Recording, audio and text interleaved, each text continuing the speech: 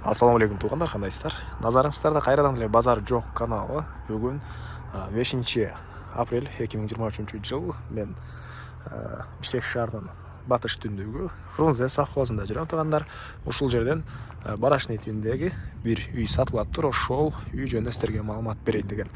Биринчи эле келүү жолун түшүндүрөйүн. Сиздер Вайнантоновкадан түз эле Фрунзе совхозуна кеткен көчө менен келе бересиздер. Келип эле совхоз Фрунзенин кире беришинде оң тарапта ушул мынакей барашный үйлөрдө жайгашкан.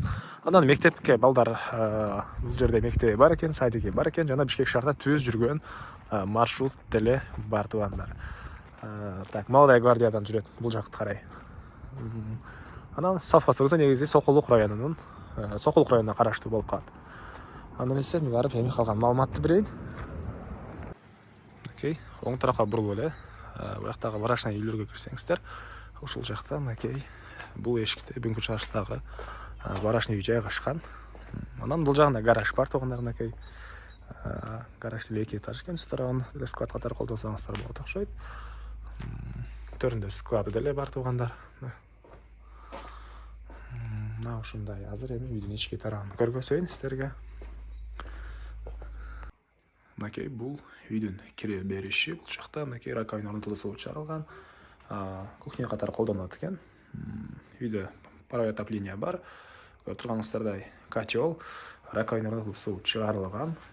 Андан ары түз эле өтсөк, бул жакта бир бөлмө мынакей. Жана андан ары түз өтсөк, дагы бир бөлмө. Жалпысынан 36 квадрат метр. Батыш тараптан чоң терезе жана үйдүн арт жагында эле мынакей кошуналар сыяктуу колдонсоңуздар болот экен. Короо катары көчөнөн кийинки эле биринчи мондай үй болуп калат. Дагы эмне маалымат, документтер боюнча баары жайында. Электр энергиясы, суу, свет баары бар. Баасы $11,000 сүйлөшүү болот. Эсинин номерин мен экранга эсителдеп калтырам. Звонок кылып сүйлөшүп көрүңүздөр. Сүйлөшүү болот. Анан достор менен, группалар менен бул видеону сиздер бөлүшсөңүздөр, мага бул үй ээсине чоң жардам берген болосуздар туугандар.